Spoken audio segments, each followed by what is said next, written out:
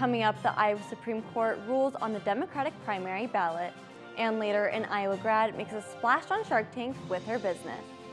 Hawkeye baseball adds another sweep to their record. I'll tell you more in sports.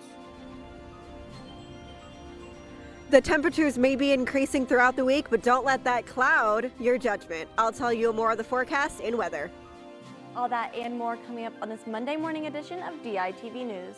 Don't go anywhere. DITV News starts right now.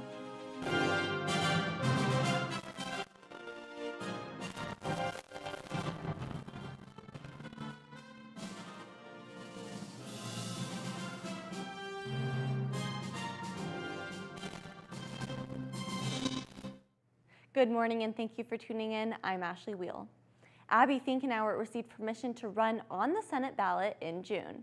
The Iowa Supreme Court ruled that Finkenauer was back in the race on Friday.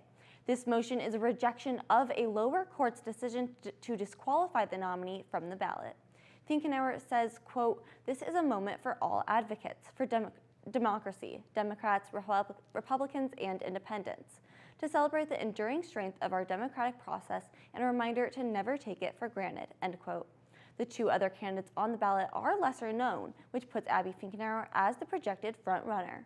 If she wins June 7th's primary, she will run against current Senator Chuck Grassley. And navigating citizenship can cause a lot of unrest and anxiety, especially for young people.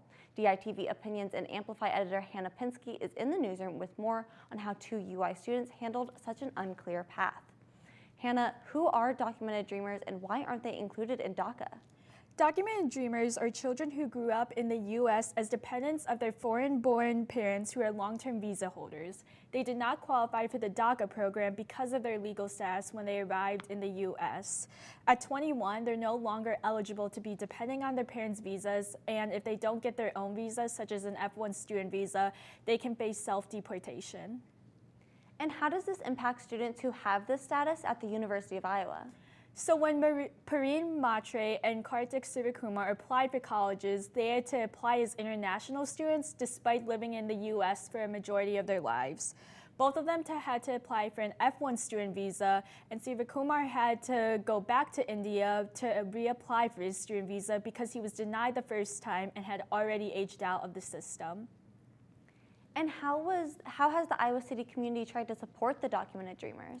Matre, as a documented dreamer herself, actually joined the organization Improve the Dream, which is a youth-led organization that supports and advocates for young immigrants who have grown in the U.S. as child dependents of visa holders since 2017.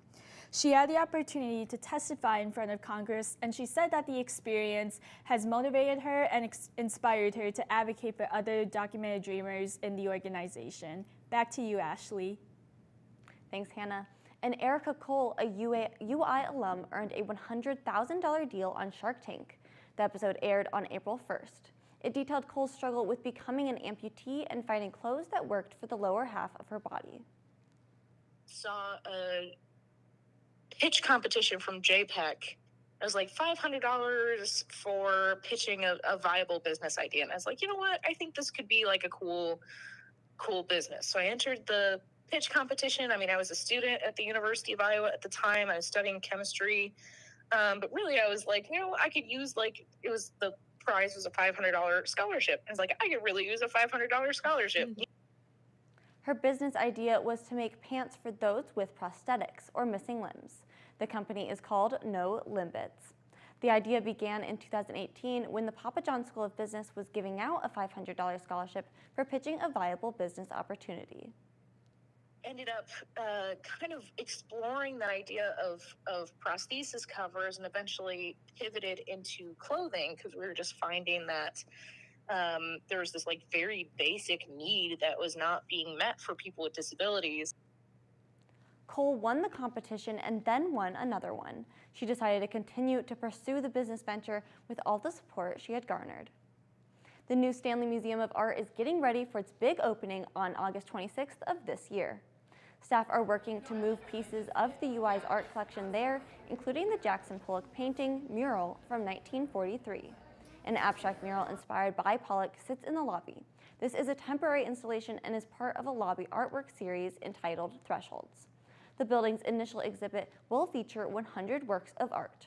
Eventually, the 17,000-piece art collection from the UI will be available for viewing on the second floor, which will be dedicated to gallery space.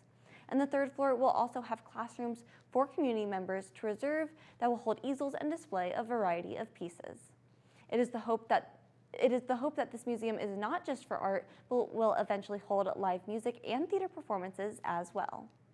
And first-year UI student Trajan Manning has been named the Iowa National Guard Soldier of the Year. Manning is a medical specialist in the 334th Brigade Support Battalion, and at just 19, he earned this award through his performance in the Best Warrior competition. This competition consists of the Army Physical Fitness Test, weapons qualification, drill, obstacle course, and 12-mile march, among other events. Less than 1% of the Iowa National Guard qualified for this competition, and Manning beat out 23 other competitors. Manning now moves on to the regional Best Warrior competition in May. And it was not the warm, sunny weekend that we were hoping for. Elizabeth, can you tell us if we are in for some nicer weather today? Well, Ashley, we have at least one more day of clouds and wind before a little bit of sun peeks through. Today we are looking at a high of just under 50 degrees and a low of 27. There are also going to be winds up to 25 miles an hour today.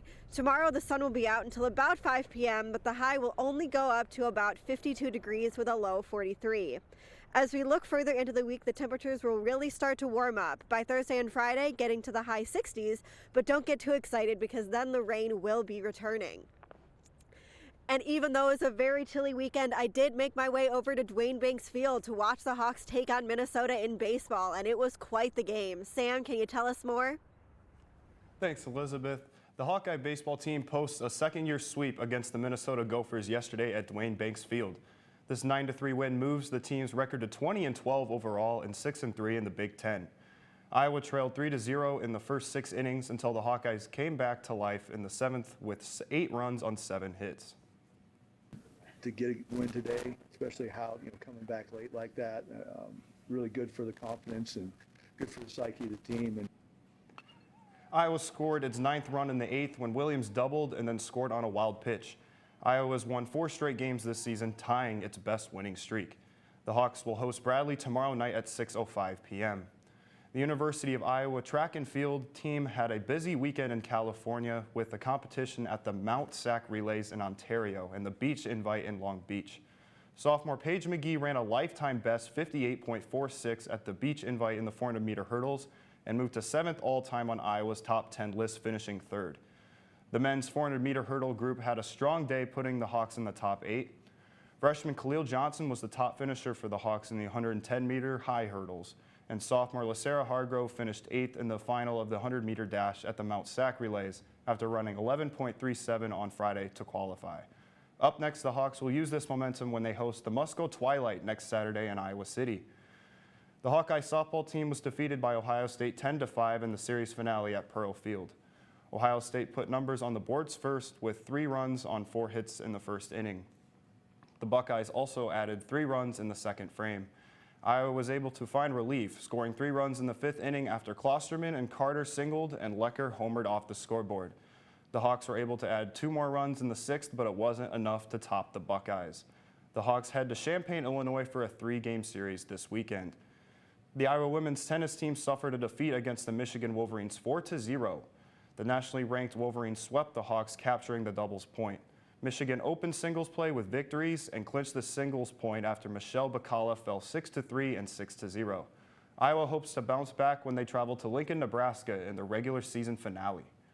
Come back on Wednesday for an update on Hawkeye baseball. Back to you, Ashley. Thanks, and thank you for tuning in to DITV News. Be sure to head over to thedailyiowan.com for all your latest news between Monday and Friday. And tune back in on Wednesday at 8:30 a.m. for another news and sports update. For DITV News, I'm Ashley Wheel. Have a fantastic day.